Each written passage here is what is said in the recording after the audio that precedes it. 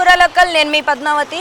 అయితే బిఎస్ మక్తా ఏరియాలో అయితే మనం ఉన్నాం. నిన్న ఏదైతే మనకి ర్యాలీ నిర్వహించారో నక్లెస్ రోడ్లో, మనకి ఇది అంతా కూడా హైడ్రా సంబంధిత ఏరియాల్లోకే వస్తుంది. కాబట్టి హైడ్రా అనేది ఇక్కడ ఉన్న నివాసికుల ఇళ్ళలను అయితే కూల్చబోతుంది అని ఏదైతే మనకి రూమర్స్ స్ప్రెడ్ అయ్యాయో దానికి సంబంధించిన ఏరియాలో అయితే మనం ఉన్నాం. అసలు ఎందుకని ఇది నిజంగానే హైడ్రాకి సంబంధించిన పరిధిలోకే వెళ్తుందా అంటే, హైడ్రా కమిషన్ అయితే దీనికి సంబంధించి ఎక్కడా కూడా ఎటువంటి ఆధారాలకు సంబంధించి కూడా మాట్లాడడం జరగలేదు.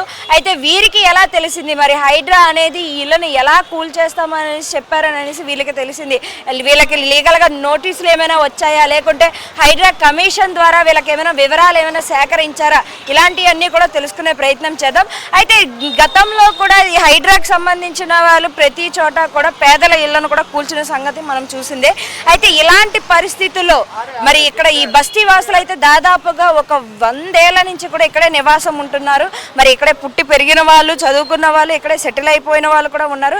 అయితే ఇదంతా కూడా రెసిడెన్షియల్ ఏరియాల్లోకి వెళ్తుంది. ఈ ఎంఎస్ మక్తా కావచ్చు, బిఎస్ మక్తా కావచ్చు, ఈ 2 ఏరియాలు కూడా మనకి రెసిడెన్షియల్ ఏరియాస్ కిందే వెళ్తున్నాయి. ఇక్కడ ఉన్న ప్రతి ఒక్కరికి కూడా పట్టా భూములు ఉన్నాయి అని అనేసి వీరు చెప్పడం అయితే జరుగుతుంది. మరి ఇలాంటి స్థానికులకు సంబంధించిన ఈ ఏరియానైతే మరి ఇప్పుడు ఎలా మరి హైడ్రా కమిషన్ అయితే దీన్ని అంతా కూడా నేలమట్టం చేస్తుంది, హైడ్రా కమిషన్ దీన్ని లాక్కుంటుంది అని అనేసి ఏదైతే నిన్న ప్రచారం జరిగి ర్యాలీ కూడా నక్లెస్ రోడ్లో నిర్వహించడం జరిగిందో అసలు ఇది ఎంతవరకు వాస్తవం అనేది కూడా తెలుసుకునే ప్రయత్నం చేద్దాం. అయితే హైడ్రా కమిషన్ దీనికి సంబంధించిన వివరాలను ఎక్కడా కూడా అధికారికంగా చెప్పడం అయితే జరగడం లేదు. మరి ఎలా వీరికి తెలిసింది? మరి ఇదంతా కూడా కొంతమంది రూమర్స్ అని అంటున్నారు. రాజకీయ పరంగా లబ్ధి పొందడం కోసమే కొంతమంది రాజకీయ నాయకులు ఇలాంటి రూమర్స్ని అయితే స్ప్రెడ్ చేస్తున్నారని కొంతమంది అంటున్నారు. మరి ఈ రోజైతే హైడ్రా కమిషనర్ కూడా దీనిపైన స్పష్టత చేయడం అయితే జరిగింది. మరి ఆయన కూడా ఈరోజు ప్రెస్ మీట్ పెట్టి చెప్పడం అయితే చేశారు. అయితే ఈ బిఎస్ మక్తా కావచ్చు, ఎంఎస్ మక్తా కావచ్చు, ఈ 2 ఏరియాలు కూడా రెసిడెన్షియల్స్ ఏరియాస్లోకే వస్తున్నాయి. కాబట్టి వీటిని ఎట్టి పరిస్థితుల్లోనే కూడా హైడ్రా కమిషన్ నేలమట్టం చేసే ప్రసక్తి లేదు. మీ బస్తీ వాసులకి మేము అండగా ఉంటాము. ఒకవేళ మీకు ఫ్యూచర్లో కూడా ఎటువంటి సమస్య వచ్చినప్పుడు కూడా మేము మీ తరపున మేము నిలబడతాము అని అనేసి కూడా మనకి హైడ్రా కమిషనర్ గారు కూడా ఈరోజు తెలియజేయడం జరిగింది. మరి హైడ్రా కమిషనర్ దగ్గర నుంచే ఇలాంటి ఒక స్టేట్మెంట్ రావడం చేత అందరిలోనూ కూడా ఇప్పుడు ఆసక్తి నెలకొంటుంది. ఎందుకంటే మరి హైడ్రా కమిషనరే ఇది రెసిడెన్షియల్ ఏరియా అని చెప్తుంటే మరి వీళ్ళు ఎలా మరి నిన్న హైడ్రా కమిషనర్ దీన్ని లాక్కోబోతున్నారు, మరి హైడ్రా అనేది మా ఇళ్లను నేలమట్టం చేస్తుంది అంటూ కూడా నిన్న అందరూ నక్లెస్ రోడ్లో ర్యాలీ చేయడం కూడా జరిగింది.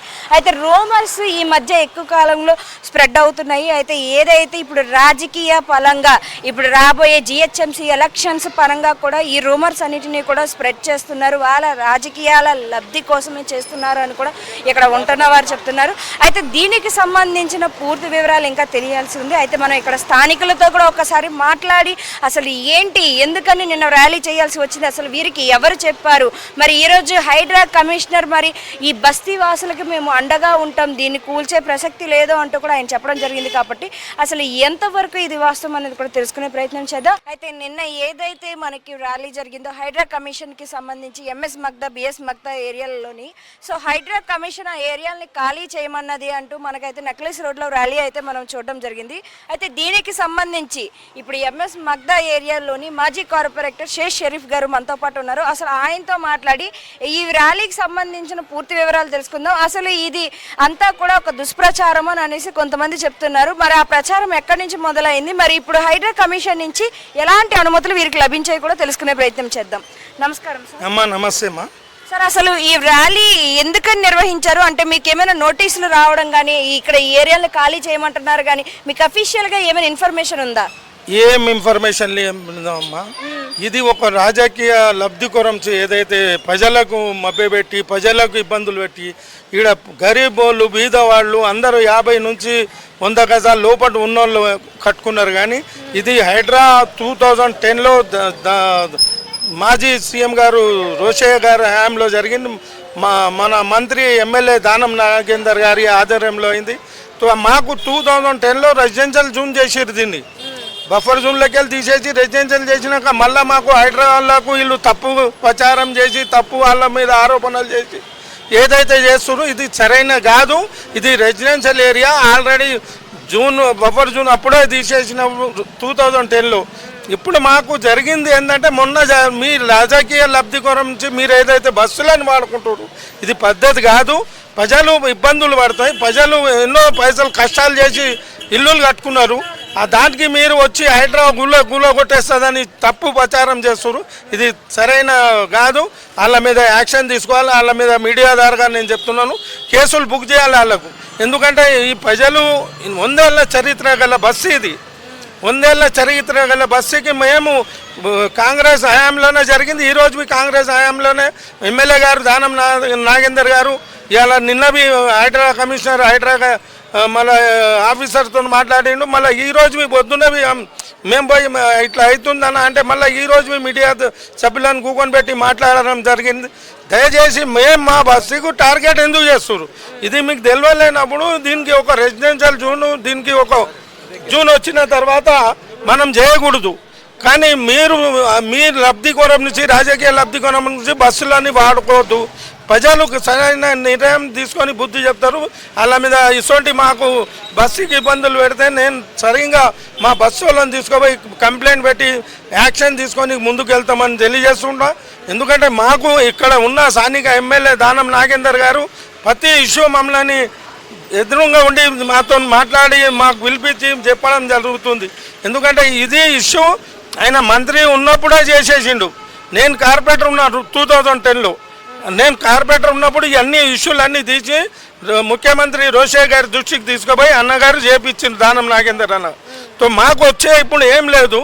ఈయన ఏదైతే నిన్న చేసిన హడావుడి అది తప్పు. మీరు చెప్పింది తప్పు చెప్తున్నారు, ప్రజలకు ఇబ్బంది పెడుతున్నారు. కానీ బిఎస్ మక్తా ఎంఎస్ మక్తా మాత్రం రెసిడెన్షియల్ జూన్లో ఉంది. రెసిడెన్షియల్ జూన్ అయింది 2010లో. మాకు ఇప్పుడు మేము ప్రజలు సఫర్ అవుతున్నారు. సీనియర్ సిటిజన్లు ఉన్నారు ఇళ్ళలో, నానా ఇబ్బందులు పెడుతున్నారు వాళ్ళకు. మీ రాజకీయ లబ్ధి గురించి మేము ఇబ్బందులు పడాలా? మీది మాది ఏమైనా ఉంటే రాజకీయం చూద్దాం, దాంట్లో చూసుకుందాం మనం.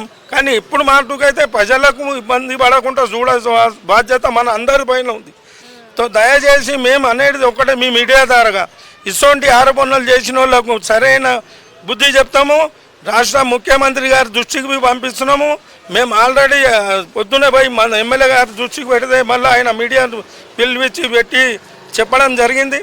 దీని మీద పెద్ద ఎత్తున ఆందోళన మేము చేస్తాము.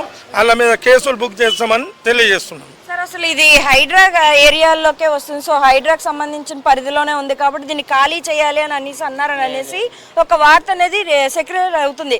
అసలు ఇది ఎందుకని బయటకు వచ్చింది ఇప్పుడు ఇంతకాలం? ఇది 100 ఏళ్ళ చరిత్ర గల బస్సు. దానికి డాక్యుమెంట్స్ ఉంటాయి. మీరు సిక్కం అనేది లేదు. మాకు రెసిడెన్షియల్ జూన్ 2010లో మంత్రి గారు దానం నాగేందర్ గారు మంత్రి గారు ఉన్నప్పుడు రోషయ్య దగ్గర కూకొని మేము అందరం పోయి సహకరించుకొని మేము రెసిడెన్షియల్ జూన్ చేసినాం. వీళ్ళు ఏదో తెలియక వాళ్ళు తెలిసిన వాళ్ళు రాజకీయ లబ్ధి గురించి పైకి మీదకి ఎక్కడానికి బస్సు వాడడం మంచి పద్ధతి కాదు. మీరు ఆల్రెడీ 2010లో ఎవరైతే ఇవాళ ధర్నా చేస్తున్నా ఆయన అప్పుడు కాంగ్రెస్లోనే ఉన్నాడు. అప్పుడు తెలియలేదా? ఇప్పుడు తెలుస్తుంది నువ్వు. ఇప్పుడు దాని గురించి ఇది రెసిడెన్షియల్ జూను 100 ఏళ్ళ చరిత్ర గల బస్సు. ఇది పడిది కాదు. మాకు దీని సర్వే నంబర్ 78 మేము ఉన్నాము ఇక్కడ స్థానిక వాళ్ళం. మేము స్థానిక పుట్టి పెరిగిన వాళ్ళం. మేము బయటకు వెళ్ళి రాలే ఈ బస్సుని కాపాడి. దాని గురించి ఏది చేసినా ఎమ్మెల్యే గారు ఉన్నారు, దానం నాగేందర్ గారు ఉన్నారు, ఆయన చూసుకుంటాడు. ఆయనకు మేము అంతా మాకు అవసరం పడితే మేము చట్టం ఉంది, చట్టపరంగా మేము కంప్లైంట్ పెడతాం. మా బస్సుని బదనాం చేయొద్దు, మా బస్సు పేరు జోలి తీయొద్దు. మాకు రెసిడెన్షియల్ బీట్ చేసారు. మా దగ్గర డాక్యుమెంట్ ఉంది, జియో ఉంది, ప్లాన్ ఉంది, అన్నీ ఉన్నాయి మా దగ్గర. మేము అన్నీ తీసి పెట్టుకున్నాం అప్పుడే. ఇప్పుడు దీనికి రాజకీయం లేక వాడడం మంచి పద్ధతి కాదు. అసలు వాళ్ళకు యాక్షన్ తీసుకోవాలి. మీ మీడియా ద్వారా తప్పు మీడియాకు తప్పు సమాచారం ఇవ్వకూడదు. అయితే ఇప్పుడు హైడ్రా కమిషనర్ వచ్చేసి ఇది ఏదైతే మనకి హైడ్రా అనేది పుకార్ అయితే వినిపిస్తుందో లేదు, ఈ బస్తీని అయితే ఎట్టి పరిస్థితుల్లోని నీలమట్టం చేసే అవకాశం అయితే లేదు, అండ్ ఇది రెసిడెన్షియల్ ఏరియా అని మీరెలా అంటున్నారో వారు కూడా అది చెప్పడం జరిగింది. మరి ఎందుకని ఈ పుకారు బయటకు వచ్చినట్టు అంటారు? వీళ్ళు కావాలని రాజకీయ లబ్ధి కొరం పుకారా చేసారు. దీంతో వచ్చేది నిన్న హైడ్రా కమిషనర్ గారు చెప్పారు, మీ బస్సుకి దోకలేదు, మీ బస్సుకి మేము రాము, మేము నిలబడతాం, వచ్చి మీకు మేము సహకరిస్తామని మేము నిన్న ఎట్లా కంప్లైంట్ పెట్టగానే ఆయన ఎంబడినే వచ్చి మాకు హామీ ఇచ్చిండు.